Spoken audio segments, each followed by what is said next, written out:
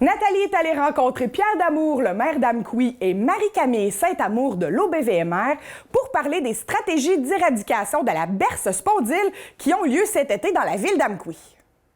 Monsieur Damour, cet été, vous avez procédé à essayer d'éliminer, en quelque sorte, c'est pas facile, la berce de spondyle sur notre territoire, mais combien de ressources étaient vouées à ça, finalement? En fait, on a continué cette année. Ça fait déjà quelques années qu'on investit des sommes. L'été dernier, on a, je dirais, comme doublé l'investissement financier. Donc, on parle entre 15 et 20 000 $ qu'on a consacrés.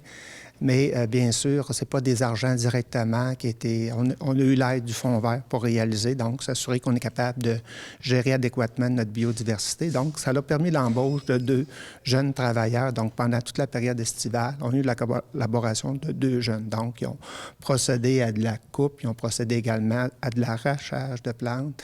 Et voilà, donc, en termes de ressources financières et ressources humaines, on a consacré, via la contribution du Fonds vert, on est capable d'embaucher 2 ressources. Bien sûr, ça s'est fait également avec de la libération de certains préposés du côté des services et loisirs là, pour accompagner ces jeunes-là. Et ça s'est fait où exactement? Parce qu'on sait que c'est beaucoup en bordure des chemins de fer, ouais. Puis j'imagine aussi où les jeunes familles peuvent aller s'amuser. Ouais. Tout à fait. Donc, en fonction du lieu, ce qu'on a visé, évidemment, on a priorisé les terrains de la ville, on a priorisé également les endroits qui sont davantage fréquentés, donc du côté des parcs, etc. Et dans ce cadre-là, dans la mesure du possible, on procédait soit par de la coupe, soit par de l'arrachage. Alors, donc, dans les surfaces plus urbaines, je dirais, là, on a traité, évidemment, principalement de l'arrachage. Il y a aussi des spécialistes qui ont pu vous aider, là. Oui, absolument. Maurice Bélanger, paysagiste, sont venus nous aider. Donc, on a confié un mandat.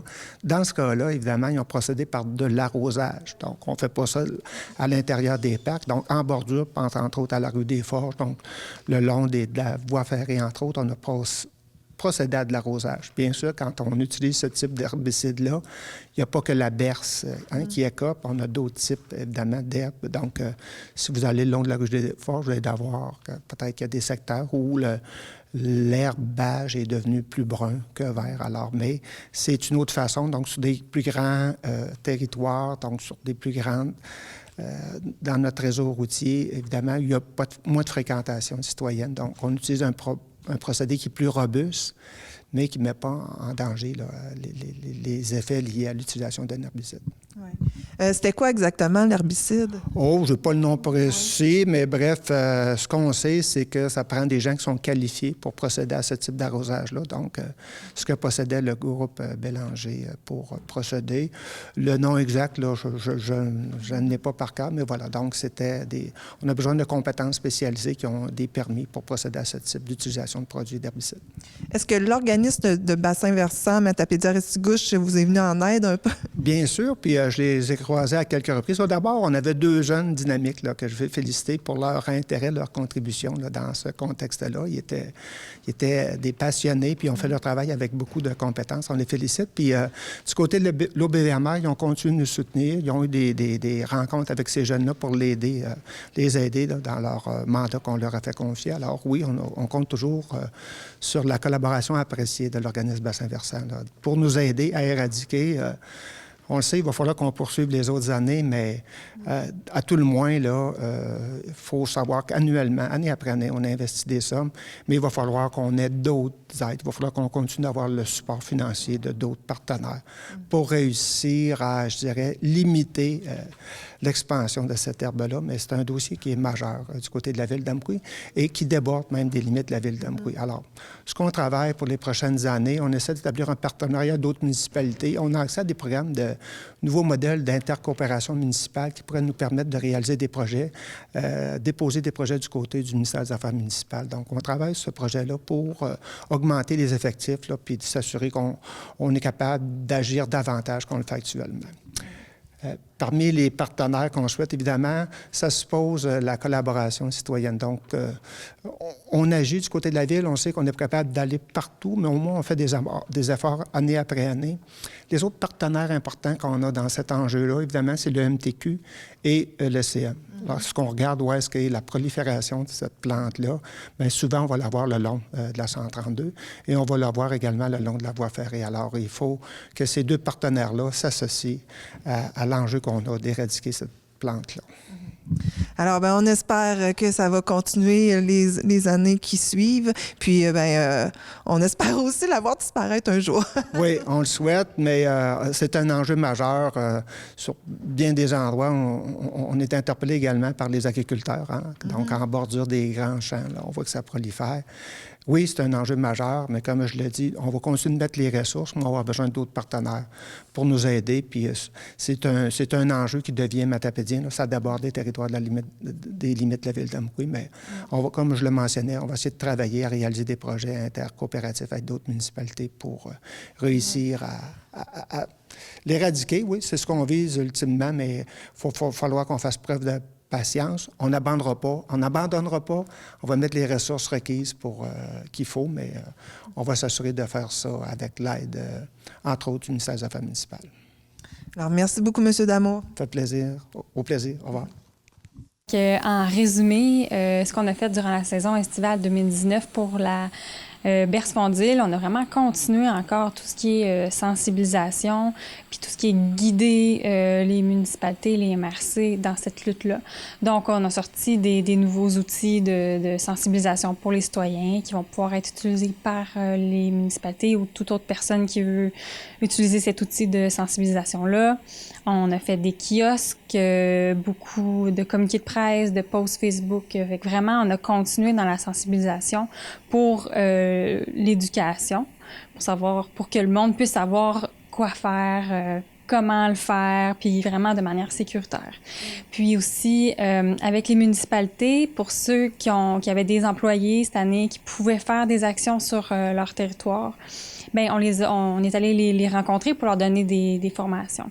Puis ça, c'est quelque chose qu'on veut vraiment continuer de faire aussi, c'est d'être là pour guider les municipalités ou tout acteur voulant faire la lutte contre la Berce Spondyle, c'est de les guider dans cette lutte-là en leur donnant toutes les informations dont ils ont besoin pour faire la lutte. Par exemple, si on prend l'exemple de couper des ombelles, qui est des fleurs de berce, c'est une méthode de lutte, mais il ne faut pas oublier dans cette méthode de lutte-là qu'il faut faire attention. Il ne faut pas juste couper les fleurs quand elles sont blanches en fleurs parce que la plante va en refaire une autre fleur très, très rapidement. Fait que la méthode la plus efficace, c'est de couper les fleurs quand elles sont en graines. C'est sûr qu'il va falloir retourner quelques fois parce qu'ils ne sont pas en graines en même temps. Mais ça, c'est un exemple de petites techniques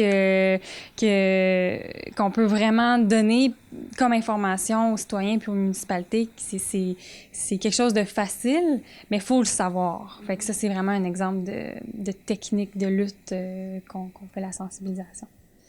On a une section sur le site Internet de l'organisme de bassin versant Matapédia-Restigouche, simplement pour la Berce Spondyle. Donc, vous pouvez aller voir là-dessus.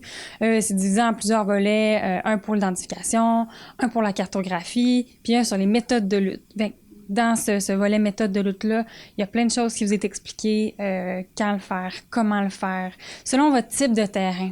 Qu'est-ce que vous êtes mieux de faire? Qu'est-ce qui est adapté pour vous? Donc, vraiment, là, vous pouvez aller voir sur notre site Internet, il y a plusieurs informations, plusieurs outils qui vont vous permettre de vous guider dans cette lutte-là. Il y a plusieurs techniques de lutte, puis tout ce qui est arrosage avec des herbicides, ben ça va être une technique qui va être utilisée quand il y en a énormément, puis il n'y a pas d'autre solution possible. Comme quand le sol il est tellement rocheux que c'est impossible de mettre la pelle dedans. Fait que vraiment, on utilise ce recours-là comme un dernier recours. Il n'y a plus d'autres techniques qui fonctionnent, donc on va y aller avec l'herbicide. Puis ça, c'est une utilisation qui doit être utilisée intelligemment. On fait très attention. Il faut absolument pas être dans un milieu humide ou hydrique. Vraiment la concentration, puis aussi pour notre santé aussi. Fait que vraiment cette technique-là